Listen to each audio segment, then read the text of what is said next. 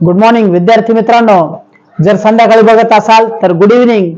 आज आपण मराठीमधील एक नवीन पार्ट शिकणार आहोत। एक नवीन घटक आहे, इंटरेस्टिंग घटक आहे। हा घटक तुम्हाला आवडेल आणि प्रत्येक परीक्षेत तुम्हाला भरपूर मार्क्स देईल याची मी खात्री देतो। फक्त आपल्याला यामध्ये 4 प्रकार वेगवेगळे समजून घ्यायचे, तेवढे आपण बारकाईने समजून घेऊ। ठीक आहे, आले लक्षात? 4 प्रकार आहेत आणि हे 4ही प्रकार ज्या विद्यार्थ्याला समजले, एकदा लक्षात आले, पुन्हा त्याला अडचण येत नाही। बघा इथं आपण नाव लिहिलेलं आहे समास। समास म्हणजे काय? काय होतंय समास म्हणजे? तर समास म्हणजे असे शब्द जे दोन असतात, जे एकत्र येतात आणि एक नवीन सुटसुटीत शब्द तयार करतात। मी काय सांगितलं? कोणतेही दोन शब्द एकत्र येतात आणि त्यांच्यापासून सहज सोपा सुटसुटीत वापरण्यासारखा शब्द तयार होतो भाषेत। ठीक आहे, म्हणजे यातनं भाषेचं सौंदर्य वाढत जातं असे शब्द आणि आपल्याला नवीन गोष्टी पण कळतात। ठीक आहे, बघा आता आपण एकदा समजावून घेऊ आणि उदाहरण लक्षात घेऊ आपण। राम आणि कृष्ण। राम आणि कृष्ण, हा बघा आता याचा विचार करा। राम आणि कृष्ण देवाच्या आलयात जातात, देवाच्या आलयात जातात। ठीक आहे, संध्याकाळी क्रीडेसाठी असलेल्या अंगणात खेळतात। बघा आपण उदाहरण पाहत होतो, राम आणि कृष्ण देवाच्या आलयात जातात। देवाच्या आलयात, इथे दोन शब्द आहेत बघा, राम आणि कृष्ण। ठीक आहे, मग आता हे असे शब्द आपण लिहिलेले आहेत, याचा आपण एकत्रित शब्द करू शकतो का? रामकृष्ण, बघा बरं असा शब्द तयार होतो का? रामकृष्ण होतो का? यस होतो। ठीक आहे, असा शब्द तयार होतो। त्याच्यानंतर देवाच्या आलयात, देवाचे आलय, बघा बरं शब्द देवाचे आलय, या शब्दाचा एखादा शब्द कसा तयार होतो? देवाचे आलय म्हणण्यापेक्षा आपण काय म्हणू शकतो? देवालय म्हणू शकतो का? यस, आपण देवालय शब्द सुद्धा वापरतो। हे आपण तुम्ही स्वरसंधी समजावून घेतल्यात। स्वरसंधी कशा होत्या? त्या स्वतंत्र करत होत्या शब्दांना, बरोबर? आपण शब्दांचा विग्रह करत होतो, शब्द फोडत होतो। आता इथं शब्द एकत्र करायचे। मराठी भाषा आधी आपण वर्ण विचार समजून घेतला, स्वर समजावून घेतले, स्वरांची संधी केली, विग्रह केला, फोडले। आता परत त्यांचे नवीन प्रकार तयार करू। राम आणि कृष्ण, ठीक आहे, त्याच्यानंतर देवाच्या आलयात जातात, मग त्याला देवालय म्हणता येईल। आणि अजून एक शब्द आहे बघा, क्रीडेसाठी असलेल्या अंगणात। क्रीडेसाठीचे अंगण म्हणजे काय? क्रीडेसाठीचे अंगण, ओके, क्रीडेसाठीचे अंगण, याला काय म्हणता येईल आपल्याला? क्रीडांगण म्हणता येईल का? यस, याला आपण सरळ सरळ क्रीडांगण म्हणू शकतो। जर याला आपण क्रीडांगण म्हणू शकतो, याचा अर्थ काय झाला? क्रीडेसाठी असणारे अंगण। किती अक्षरी शब्द आहे? क्रीडेसाठी असणारे अंगण, 4 शब्द होते वेगवेगळे, त्याचा आपण एकच शब्द तयार केला, क्रीडांगण। देवासाठीचे आलय, देवासाठीचे असणारे आलय, त्याचा एकच शब्द तयार केला, देवालय। राम आणि कृष्ण, राम आणि कृष्ण 3 होते, त्याचा एकच शब्द तयार केला, रामकृष्ण। आले लक्षात? ओके, आता मला काय म्हणायचंय ते मी तुम्हाला सांगतो। बघा इथं काय आहे, आपण काय करत आहोत? आपण समास पाहत आहोत। ठीक आहे, समास। समास म्हणजे काय? ह्याच्यामध्ये पहिली अट आहे, किमान 2 शब्द असावेत। किमान किती असावेत? 2 शब्द असावेत, ओके, असावेत। ठीक आहे, मग यातल्या प्रत्येक शब्दाला पद म्हणतात। काय म्हणतात? पद, पद म्हणतात। ठीक आहे, मग जर 2 शब्द असतील तर याच्यातलं पद असं पण होईल का? प्रथम पद आणि दुसरं पद? यस, प्रथम पद आणि दुसरे पद असं होईल का? हो, होतंय, असं होतंय। ओके, त्याच्यानंतर पुढची गोष्ट, आता आपण 3 महत्वाच्या गोष्टी बघितल्या। समासाचे प्रकार आपल्याला समजावून घ्यायचे, त्याच्यामध्ये 3 गोष्टी आहेत। पहिली गोष्ट आहे, समासामध्ये किमान 2 शब्द असावेत, कमीत कमी, जास्त असतील तर चालतील। त्याच्यानंतर या पदांना, या शब्दांना पद म्हणतात। मग यात प्रथम पद आणि दुसरे पद असते, आणखी पण पद असतात। आता एक महत्वाची गोष्ट सांगतो, या पदांवरनं समासाचे 4 प्रकार पडतात। किती? 4 समासाचे 4 प्रकार आहेत। ओके, ठीक आहे, मग आता आपण समासाचे 4 प्रकार बघू। पहिला प्रकार आहे, दुसरा प्रकार, तिसरा आणि चौथा. ओके. मग आता समासाचा जो पहिला प्रकार आहे तो आहे तुमचा पहिला प्रकार अव्ययी भाव समास. कोणता समास आहे? अव्ययी भाव, अव्ययी भाव समास. ओके. त्याच्यानंतर आपण एक एक प्रकार पाहू. नाव आधी समजावून घेऊ, त्याच्यानंतर तत्पुरुष समास. तत्पुरुष समास याच्यात बरेच प्रकार पडतात. आणखी याच्यात उपप्रकार पडतात. तत्पुरुष समास आणि नंतर द्वंद्व समास.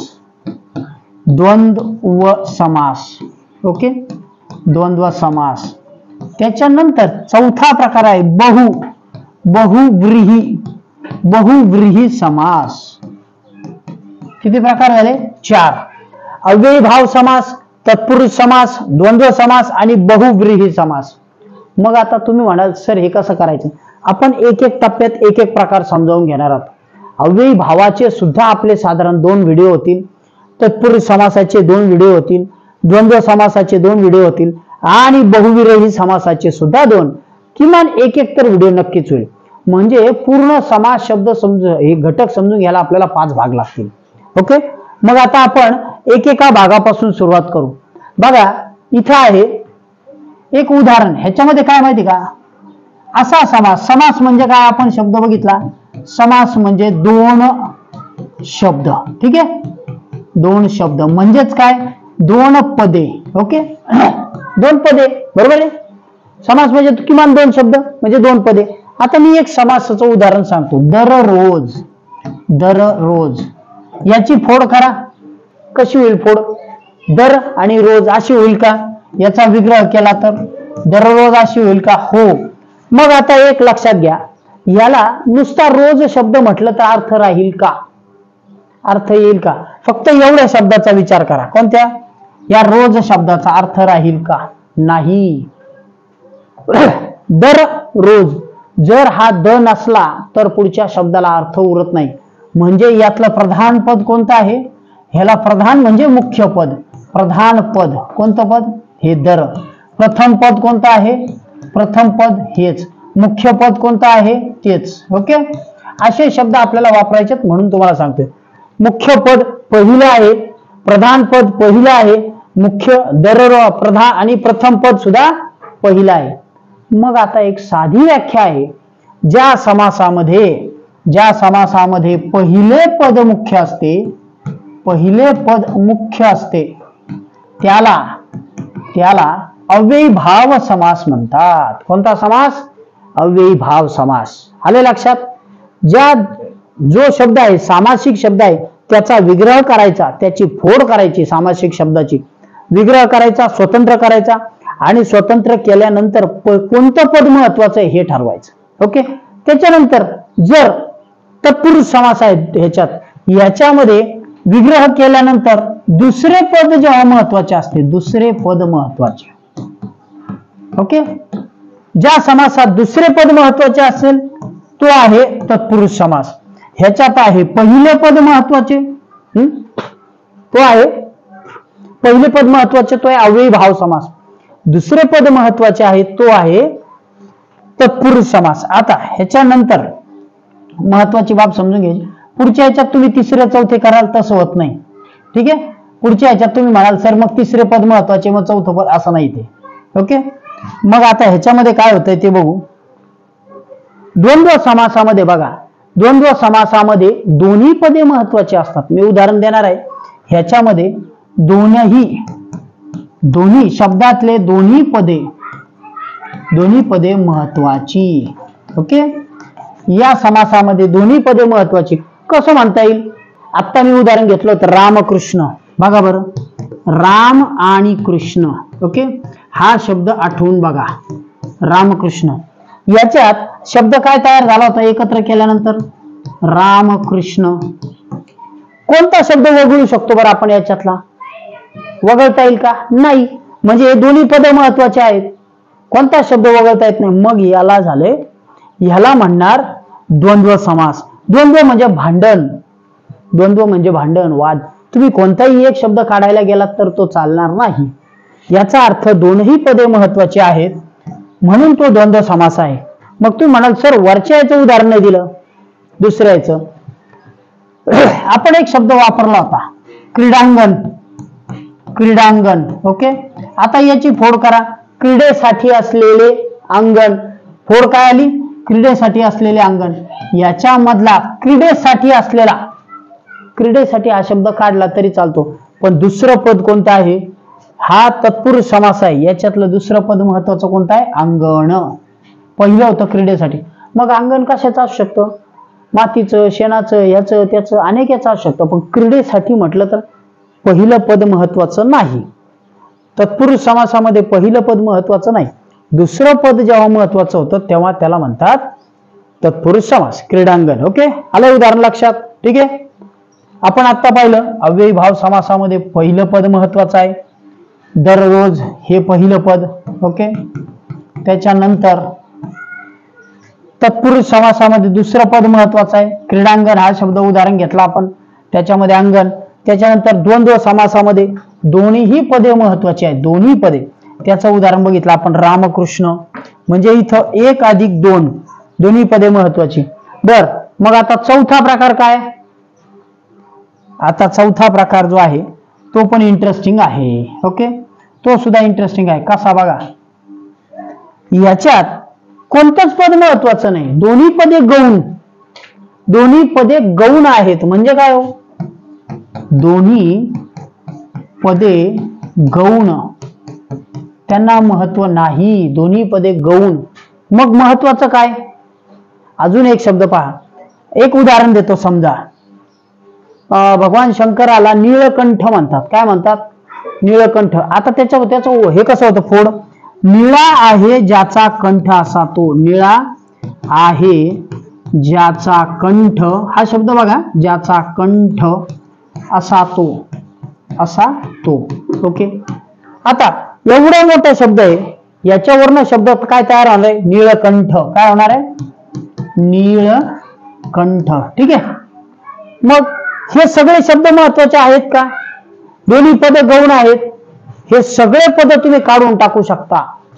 निळा आहे ज्याचा कंठ असा तो, हे सगळं काढायचं आणि त्याच्यावरनं तिसरा शब्द तयार होतो, तो आहे नीळकंठ. काय आहे? नीळकंठ. म्हणजे ही पहिली जी पदं आहेत ही सगळी गौण आहेत. ही कशी आहेत? ही गौण पदे आहेत, ही पहिली पद. आणि नवीनच शब्द तयार होतोय, नीळकंठ. आणखी एक उदाहरण देतो बहुविरहीचं. गजासारखे आहे ज्याचे आनन असा तो. मी काय म्हटलं बघा, गजासारखे म्हणजे गज म्हणजे काय? हत्ती. हत्ती सारखे ज्याचे आनन. आनन म्हणजे काय? तोंड. समानार्थी शब्द लक्षात घेत चला, आठवत चला, त्याचा विग्रह करा. गजासारखे आहे ज्याचे आनन असा तो. कोण? गजानन. मग आता एवढं सगळं लिहिलं आपण, गजासारखे आहे ज्याचे आनन तो, आणि भलताच शब्द सांगितला गजानन. म्हणजे हे पहिले पद काय आहेत? गौण. पहिले पद ज्यावेळी गौण असतील आणि नंतरचा शब्द येत असेल तेव्हा त्याला म्हणतात बहुविरही समास. बहुविरही. आलं लक्षात? आपण 4 समास पाहिले. समास काय होतो, कशाला म्हणतात ते समजावून घेतलं. 4 समास पाहिले. पहिला प्रकार होता अव्ययी भाव समास, दुसरा आहे तत्पुरुष समास, तिसरा आहे द्वंद्व समास, चौथा आहे बहुविरही समास. म्हणजे आजच्या याच्यामध्ये आपण समास समजून घेतले आणि समासावरचे 4 प्रकार समजून घेतले. आता आपल्याला स्वतंत्रपणे प्रत्येक समास समजून घ्यायचा आणि त्याचे उपप्रकार समजून घ्यायचे. ठीक आहे? ओके, चला प्रत्येक समास स्वतंत्रपणे समजावून घेऊ. आपण आतापर्यंत समासाचे मुख्य 4 प्रकार बघितले. समासाचे जे 4 प्रकार आहेत ते समजावून घेतले. म्हणजे काय? पदांच्या रचनेनुसार 4 प्रकार पडतात हे आपल्याला लक्षात आलं. आता आपल्याला एक एक प्रकार बघायचा. आजच्या भागामध्ये एका प्रकारचे म्हणजे पहिल्या प्रकारचे आपण काही उदाहरणं पाहणार आहोत. यात भरपूर उदाहरणं आहेत. या समासामध्ये सुद्धा, ह्याच्यामध्ये तुम्हाला अगदी गाईडमध्ये सुद्धा 100 उदाहरणं सापडतील. ठीक आहे? सामासिक शब्दाचे 100 उदाहरणं तुम्हाला सापडतील. आपल्याला एवढे बघायचे नाहीत. साधारण अव्ययी भाव समासाचे आपण 2 भाग करू. ओके, म्हणजे पहिल्या भागामध्ये एक साधारण 10 ते 15 उदाहरणं आणि दुसऱ्या भागात 10 ते 15. ठीक आहे? चला आता अव्ययी भाव समास समजावून घेऊ. यात आपण हे लक्षात घेतलं की या समासाची ज्यावेळी आपण फोड करतो, विग्रह करतो, तेव्हा त्यातलं पहिलं पद महत्वाचं असतं. कोणतं पद महत्वाचं असतं? पहिले पद हे महत्वाचे असते. ठीक आहे. मग दुसरे पद काय आहे? ते गौण आहे. दुसरे गौण. ठीक आहे. म्हणजे दुसरं एवढं महत्वाचं नाही जेवढं पहिलं आहे. आता इथं मी 3 वाक्य लिहिलेले आहेत बघा. पहिलं वाक्य वाचायचं आपल्याला. रमेश दररोज शाळेत जातो. तुम्हाला वाक्यामध्ये अंडरलाईन करून दिले जाईल आणि त्याच्यानंतर त्याचा अर्थ विचारला जाईल किंवा त्याचा प्रकार विचारला जाईल. ठीक आहे. इथं लिहिलेलं आहे रमेश दररोज शाळेत जातो. रमेश दररोज शाळेत जातो, तो शब्द मी खाली घेतलेला आहे इथं. ठीक आहे. पुढचं, मदन कधीच गैरहजर राहत नाही. मदन कधीच गैरहजर राहत नाही. याच्यामध्ये शब्द आहे, 2 शब्द एकत्र येऊन होणारा शब्द सामासिक शब्द असतो. ठीक आहे. इथं 2 शब्द एकत्र आले, दर आणि रोज. इथं आला गैर आणि हजर. ठीक आहे. त्याच्यानंतर महेश यथाशक्ती दुसऱ्यांना मदत करतो. महेश यथाशक्ती दुसऱ्यांना मदत करतो. ठीक आहे. मग आता 3 प्रकारचे शब्द आपल्या समोर लिहिलेले आहेत आपण. आता याची आपण फोड करू. दररोजची फोड काय येणार आहे? दर. त्याचं काय येईल? पहिलं पद आणि दुसरं पद. बघा याच्यातलं पहिलं पद आहे दर रोज. ओके. दररोज. त्याच्यानंतर गैरहजर, गैर हजर. याच्यामध्ये गैरहजर या शब्दाचा अर्थ पूर्ण होण्यासाठी हा गैर असणं महत्वाचं आहे. कारण हजरच्या पुढे जर तुम्ही हा शब्द लावला नाही तर त्याला तेवढा अर्थ येणार नाही, म्हणून हे पहिलं पद महत्वाचे. त्याच्यानंतर यथाशक्ती. यथा. यथा म्हणजे जसं जमेल तसं, तो त्याच्या शक्तीप्रमाणे इतरांना मदत करतो. ठीक आहे. मग महेश यथाशक्ती मदत करतो. ह्याच्यामधलं जे महत्वाचं पद आहे या सगळ्या ह्याच्यात, इथं सुद्धा महत्वाचं पद आहे. पहिलं पद महत्वाचं. इथं पहिलं पद महत्वाचं, इथंही पहिलं पद, इथंही पहिलं पद. कोणतं पद महत्वाचं आहे? पहिले पद महत्वाचे. ओके. ठीक आहे. पहिले पद महत्वाचे असल्यामुळं हा समासाचा प्रकार अव्ययीभाव समास येतो. ओके. चला आता मी आणखी काही उदाहरणं लिहितो आणि ते समजावून सांगतो. ठीक आहे. चला आपण आता या अव्ययीभाव समासाचे आणखी काही शब्द पाहत आहोत. शब्द तुमच्या समोर लिहिलेले आहेत, तुम्ही ते वाचायचे आहेत. हे सगळे शब्द अव्ययीभाव समासाचे आहेत. ठीक आहे. मग आता कसे ते आपण फोड करून समजावून घेणार आहोत. बघा याला समासाच्या शब्दांना सामासिक शब्द म्हणतात. काय म्हणतात? सामासिक शब्द. सामासिक शब्दांचा विग्रह करा म्हणजे फोड करा. संधी करणे म्हणजे एकत्र करणे, विग्रह करणे म्हणजे फोड करणे. ठीक आहे. इथं तुम्हाला शब्द दिलेत बघा. आ या शब्दापासून, आ पासून किंवा पर्यंत शब्दापर्यंत. कसं बघा आता ते समजून सांगतो, लक्षात येईल.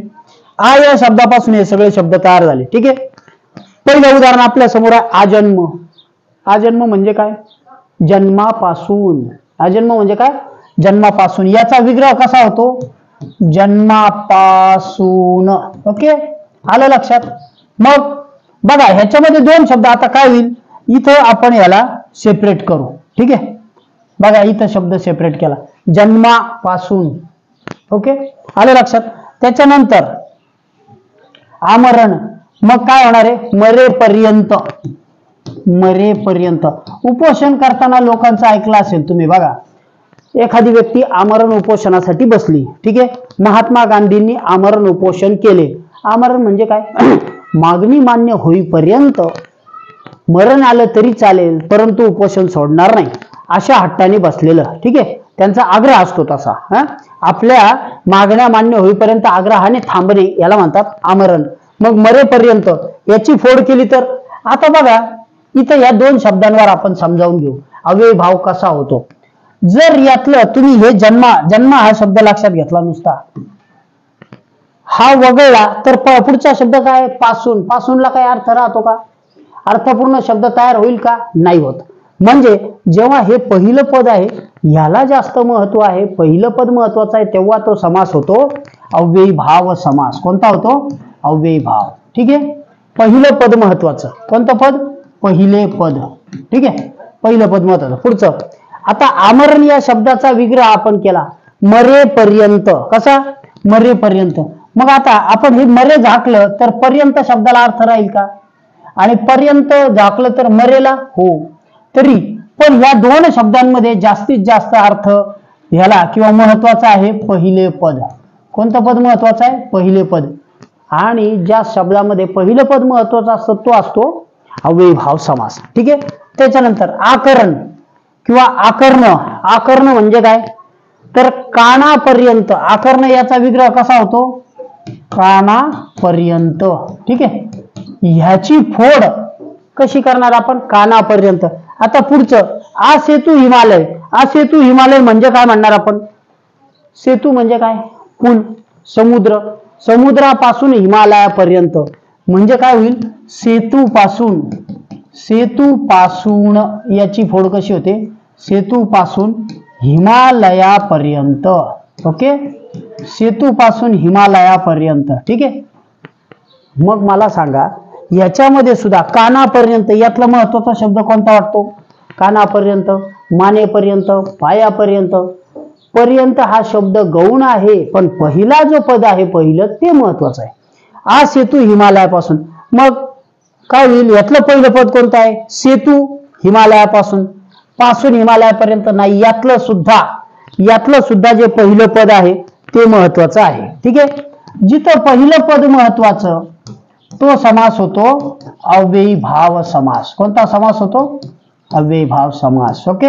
आलं लक्षात? ह्या शब्दांमध्ये आ या शब्दापासून तयार होणारे शब्द आपण पाहिले. ओके. ठीक आहे. आता आपल्याला अजून काही शब्द असे बघायचे ज्याच्यामध्ये आपण दररोज हा शब्द बघितला. दर साल, दर शेकडा हे शब्द बघा बरं. दर साल बघा फोड करून. दर शेकडा ह्याची फोड करा. दर साल, दर शेकडा. त्याच्यानंतर हर घडी. हर घडी करा फोड. चला तुम्ही व्हिडिओ पाहता पाहता फोड करू शकता. आणखी शब्द आहे प्रतिदिन. प्रतिदिन, प्रतिक्षण. प्रतिक्षण. ठीक आहे. 5-6 शब्द आपण घेतले. समजा 5 शब्द इथं आहेत. ठीक आहे. ह्याची फोड करा. दर साल याची फोड कशी होईल? दर साल. त्याच्यानंतर दर शेकडा. दर शेकडा. ठीक आहे. ह्याचा विग्रह असा होईल. मग हर घडी. प्रत्येक घडीला याचा अर्थ काय होईल? प्रत्येक घडीला. प्रत्येक घडीला येणारा जो घटक आहे तो महत्वाचा आहे. मग इथं दर साल काय होईल? प्रत्येक वर्षी. याचं काय महत्व होईल? प्रत्येक वर्षी. ठीक आहे. त्याच्यानंतर प्रत्येक शेकडा. प्रत्येक शेकड्याला. ठीक आहे. आणि प्रत्येक घडीला. प्रतिदिवशी याची फोड काय होईल? प्रतिदिवशी. याचा विग्रह कसा होईल? प्रतिदिवशी. ओके. त्याच्यानंतर पुढचा प्रतिक्षण. प्रत्येक क्षणाला. याची फोड कशी होईल? प्रत्येक क्षणाला. ठीक आहे. आलं लक्षात? मग अशा प्रकारे जेव्हा आपण फोड करतो, विग्रह करतो, ह्याची फोड केली, ह्याच्यामध्ये महत्वाचा निघाला मुद्दा प्रत्येक. वर्षी म्हणण्यापेक्षा जे पहिलं पद आहे प्रत्येक ते महत्वाचं आहे. ह्याच्यामध्ये प्रत्येक शेकडा. शेकडा ह्याच्यापेक्षाही प्रत्येक शेकडा जो दिलेला आहे तो प्रत्येक शेकडा. प्रत्येक घडीला. प्रति दिवशी आणि प्रतिक्षण. प्रत्येक क्षणाला. प्रत्येक दिवशी. ओके. ठीक आहे. शब्द दर साल होता त्याचा विग्रह केला प्रत्येक वर्षी. शब्द दर शेकडा होता त्याचा विग्रह केला प्रति शेकडा. हर घडी होता प्रत्येक घडीला. प्रतिदिन प्रत्येक दिवशी आणि प्रतिक्षण प्रत्येक क्षणाला. अशा प्रकारे याची फोड करता येते. ओके. ही झाली सामासिक शब्दाची फोड. फोड केल्यानंतर यातलं ही पहिलं पद हे महत्वाचं आहे. त्यामुळे हे सुद्धा अव्ययीभाव समासाचे उदाहरण आहेत. कशाचे समासाचे? अव्ययीभाव. ठीक आहे. आणखी काही शब्द आपल्याला बघायचे आहेत. ओके. मग आणखी काही शब्द कसे आहेत बघा. पुढचा शब्द आहे समजा बिनधोक, बिनधास्त, बिनचूक. आता बिन लावलेले शब्द आपण पाहणार आहोत. बिन. ठीक आहे. बिनधोक. बिनधोक. ओके. बिनचूक. बिनचूक आणि बिनधास्त. ठीक आहे. बघा बरं आता या 3 शब्दाची फोड करा. बघा याची फोड करून काय होईल? याची बिनधोक म्हणजे काय? धोक्याशिवाय, धोक्याशिवाय, यात कुठलाही धोका नाही असे, धोक्याशिवाय. मग बिनचूक, चुकेशिवाय, कोणतीही चूक नसताना काय होईल, काय फोड होणार आहे? बिनचूकची चुकीशिवाय. ठीक आहे, चुकीशिवाय यातलं पद बघा. आणि बिनधास्त म्हणजे काय? धास्तीशिवाय, धास्तीशिवाय. अगदी बिनधास्त काम कर, आपण म्हणतो ना सहज बोलता बोलता, बिनधास्त काम कर, बिनधास्त उत्तर दे, काही होत नाही, बिनचूक उत्तर दे. मग आता हा धोका मी शब्द लपवला, समजा महत्व आहे का बघा. बिनधोक, धोक्याशिवाय, नुसत्या शिवायला काय अर्थ आहे का? नाही. नुसत्या चुकीशिवाय, शिवायला काय अर्थ आहे का? चुकी नाही. म्हणजे याच्यामध्ये इथं धोका शब्द महत्वाचा आहे, इथं चुकी आणि इथं धास्ती. हे शब्द बिन प्रत्यय लावलेले होते. कसे? बिन प्रत्यय लावलेले सामासिक शब्द. ओके, हे सामासिक शब्द आहेत ज्यांची आपण फोड केली. ठीक आहे, अशा प्रकारे बिन प्रत्यय लावलेले सामासिक शब्द. मग ह्यात सुद्धा पहिलं पद महत्वाचं आहे आणि त्याच्यामुळे हा समास कोणता आहे? अव्ययीभाव. ओके, हा अव्ययीभाव समास आहे.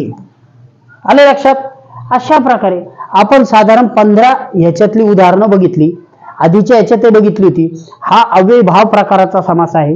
ह्याच्यानंतर दुसरा भाग आपण पुन्हा करणार आहोत अव्ययीभावाचा, पण याच्यानंतरचा लगोलग जो येईल तो तत्पुरुष समासाचा भाग करू.